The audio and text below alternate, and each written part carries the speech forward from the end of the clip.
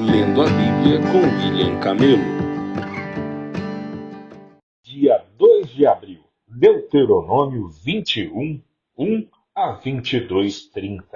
Quando estiverem na terra que o Senhor seu Deus lhes dá, e alguém for encontrado morto no campo e não se saiba quem o matou, as autoridades e os juízes medirão a distância do local onde está o cadáver até as cidades vizinhas. Quando se determinar qual mais próxima, as autoridades da cidade escolherão do rebanho uma novilha que nunca tenha sido usada para trabalhar no campo e nunca tenha puxado um arado.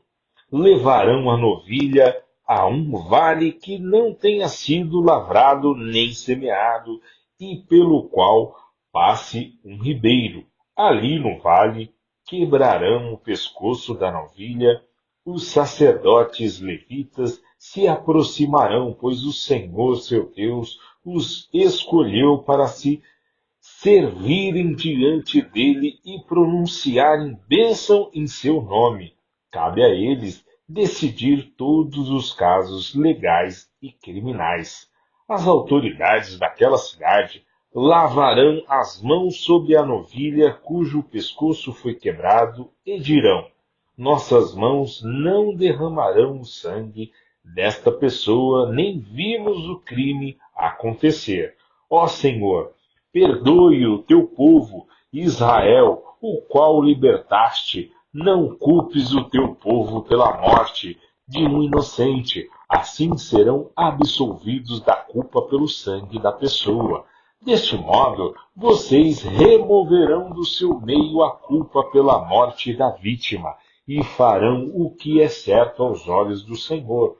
Quando vocês saírem para guerrear contra seus inimigos e o Senhor seu Deus entregá-los em suas mãos e vocês os fizerem prisioneiros, pode acontecer de algum de vocês vir uma mulher bonita entre os cativos, sentir-se atraído por ela e desejar casar-se com ela. Neste caso, levem-a para casa, onde ela raspará a cabeça, cortará as unhas e trocará as roupas que estava usando quando foi capturada. Ela ficará em sua casa, mas você deixará que ela fique de luto pelo pai e pela mãe por um mês inteiro.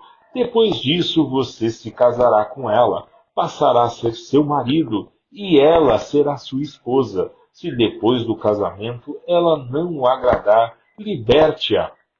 Não a venda, nem a trate como escrava, pois você a humilhou.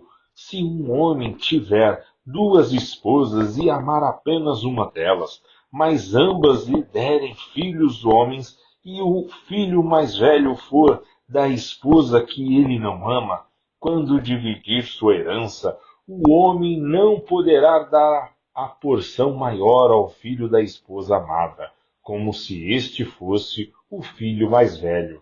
Terá de reconhecer direitos do filho mais velho, da esposa não amada, dando-lhe porção dobrada. Ele é o primeiro filho do vigor de seu pai, e os direitos do filho mais velho lhe pertencem. Se um homem tiver um filho teimoso e rebelde que não obedece ao pai nem à mãe, apesar dele o disciplinarem, o pai e a mãe levarão o filho até a porta da cidade e dirão às autoridades ali reunidas: este nosso filho é teimoso e rebelde e se recusa a obedecer. É mau caráter e vive bêbado. Então todos os homens da cidade o executarão por apedrejamento. Deste modo, vocês eliminarão o mal do seu meio, e todo Israel ficará sabendo disso e temerá. Se alguém cometeu um crime que merece a pena de morte e por isso foi executado e pendurado numa árvore, não deverá permanecer pendurado ali durante a noite.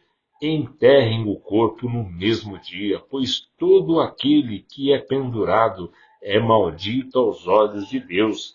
Deste modo, vocês evitarão a contaminação da terra que o Senhor seu Deus lhes dá como herança.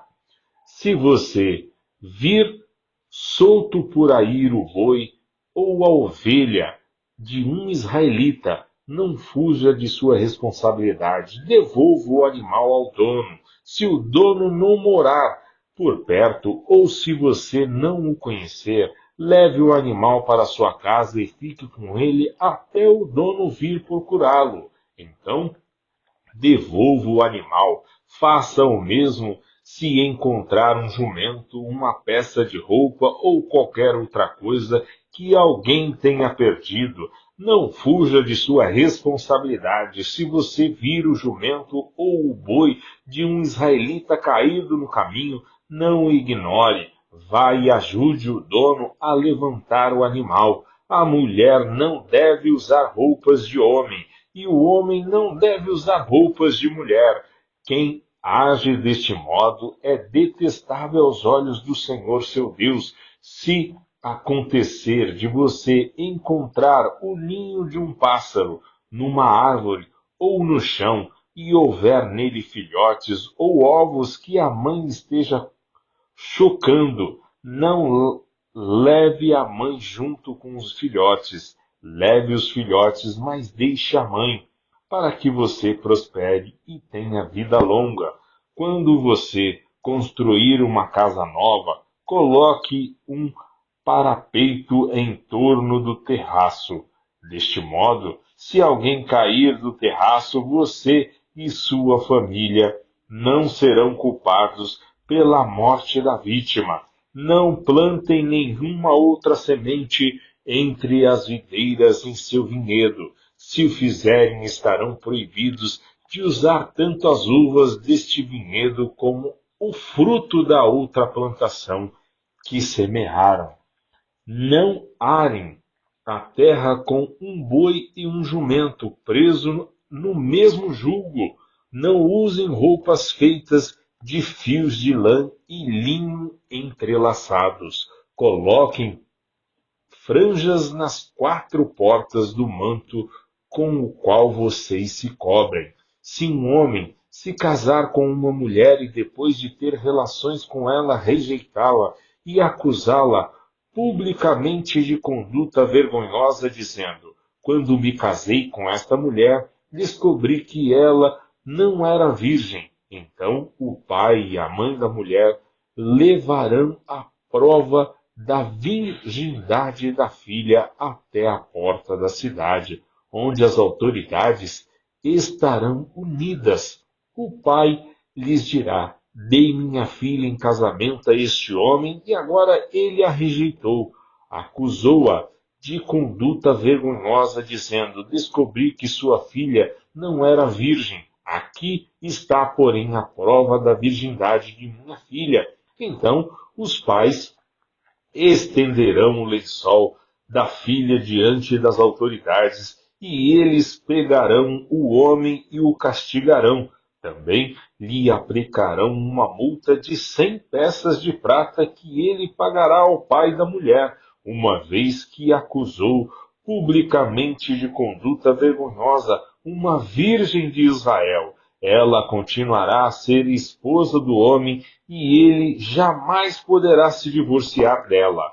Mas, se as acusações do homem forem verdadeiras e ele puder provar que a mulher não era virgem, então ela será levada até a porta da casa de seu pai e ali será executada por apedrejamento pelos homens da cidade.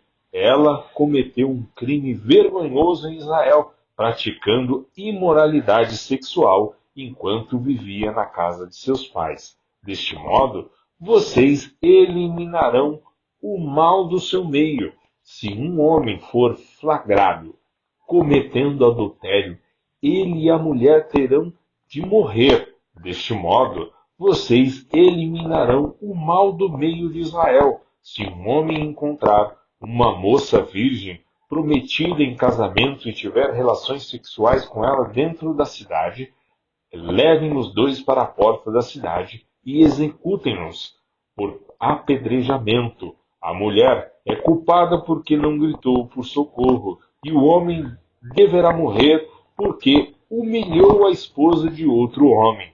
Deste modo, vocês eliminarão o mal do meio de vocês. Mas, se o homem encontrar a moça prometida em casamento no campo e a violentar, somente o homem deverá ser morto. Não façam nada à moça, não cometeu crime algum que mereça a pena de morte. É tão inocente quanto uma vítima de homicídio. Uma vez que o homem a violentou no campo, deve-se presumir que ela gritou, mas não houve quem a socorreste. Se um homem tiver relações com uma moça virgem, mas que não esteja prometida em casamento, e eles forem descobertos, o homem pagará ao pai da moça 50 peças de prata. Uma vez que ele humilhou a moça, se casará com ela e jamais poderá se divorciar. Nenhum homem tomará por mulher alguém que foi esposa de seu pai, pois isso desonraria seu pai. Lucas 9, 51 a 10, 12. Como se aproximava o tempo de ser elevado ao céu, Jesus partiu com determinação para Jerusalém. Enviou mensageiros adiante até um povoado samaritano, a fim de fazermos preparativos para a sua chegada. Contudo, os habitantes do povoado não receberam Jesus, porque parecia evidente que ele estava a caminho de Jerusalém. Percebendo isso, Tiago e João disseram a Jesus: Senhor, quer que mandemos cair fogo do céu para consumi-los? Jesus, porém, se voltou para eles e os repreendeu, e seguiram para outro povoado. Quando andavam pelo caminho, alguém disse a Jesus: Eu o seguirei aonde quer que vá. Jesus respondeu: As raposas têm tocas onde morar, e as aves têm ninhos, mas o Filho do Homem não tem sequer um lugar para recostar a cabeça. E a outra pessoa, ele disse: Siga-me. O homem, porém, respondeu: Senhor, deixe-me primeiro sepultar meu pai. Jesus respondeu: Deixe que os mortos sepultem seus próprios mortos. Você, porém, deve ir e anunciar o reino de Deus. Outro ainda disse: Senhor, eu os seguirei, mas deixe que antes me despeça de minha família. Mas Jesus lhe disse: Quem põe a mão no arado e olha para trás não está apto para o reino de Deus. Depois disso, o Senhor escolheu outros 72 discípulos e os enviou adiante, 2 a 2, às cidades e aos lugares que ele planejava visitar. Estas foram suas instruções. A colheita é grande, mas os trabalhadores são poucos. Orem ao Senhor da colheita, peçam que ele envie mais trabalhadores para seus campos. Agora vão e lembrem-se de que eu os envio como cordeiros no meio de lobos. Não levem dinheiro algum, nem bolsa de viagem, nem um par de sandálias extras. E não se detenham para cumprimentar ninguém pelo caminho. Entrarem numa casa, digam primeiro que a paz de Deus esteja nesta casa. Se os que vivem ali forem gente de paz, a bênção permanecerá. Se não forem, a bênção voltará a vocês. Permaneçam naquela casa e comam e bebam o que lhes derem, pois quem trabalha merece seu salário. Não fiquem mudando de casa em casa. Quando entrarem numa cidade e ela os receber bem, comam o que lhes oferecerem. Curem os enfermos e digam-lhes: agora o reino de Deus chegou até vocês. Mas se uma cidade se recusar a recebê-los, saiam pelas ruas e digam: limpamos de nossos pés até o pó desta cidade em sinal de reprovação. E saibam disto, o reino de Deus chegou. Eu lhes garanto que no dia do juízo, até Sodoma será tratada com menor rigor que aquela cidade. Salmo 74, 1 a 23. Ó Deus, por que nos rejeitaste por tanto tempo? Que é tão intensa a tua ira contra as ovelhas de teu pasto? Lembra-te de que somos o povo que adquiriste muito tempo atrás, tribo que resgataste como tua propriedade.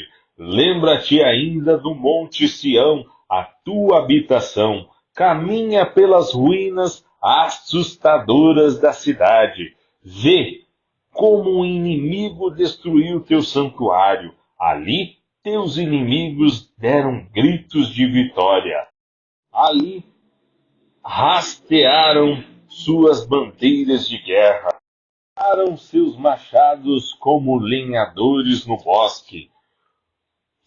Com machados e picaretas despedaçaram os painéis entalhados, incendiaram todo o seu santuário, profanaram o lugar de habitação do teu nome. Pensaram, vamos destruir tudo, e queimaram todos os lugares de adoração a Deus. Já não vemos teus sinais, não há mais profetas, e ninguém sabe quando isso acabará. Até quando, ó Deus, permitirás que nossos inimigos te insultem? Acaso deixarás que blasfemem teu nome para sempre? Porque retens tua forte mão direita? Estende-a com poder e destrua-os. Tu, ó Deus, és meu rei desde a antiguidade e trazes salvação à terra. Com tua força dividiste o mar e despedaçaste as cabeças dos monstros marinhos. Esmagaste as cabeças dos Leviatã e o deste como alimento aos animais do deserto. Fizestes jorrar fontes e riachos e secaste rios de águas torrenciais. Tanto o dia como a noite pertence a ti. Criaste a luz das estrelas e o sol. Determinaste os limites da terra e fizestes o verão e o inverno. Vê como os inimigos te insultam, Senhor. Uma nação insensata blasfemou teu nome. Não permitas que esses animais selvagens destruam tua pomba. Não te esqueças para sempre de teu povo aflito. Lembre-te das promessas da aliança, pois a terra está cheia de escuridão e violência. Não permitas que os oprimidos voltem a ser humilhados. Em vez disso, que os pobres e os necessitados louvem teu nome. Levanta-te, ó Deus, e defende tua causa. Lembra-te como esses tolos te insultam o dia todo. Não ignores o que teus inimigos disseram, nem o tumulto que cresce sem parar. Provérbios 12:11. Quem trabalha com dedicação tem fartura de alimento. Quem corre atrás de fantasias não tem juízo.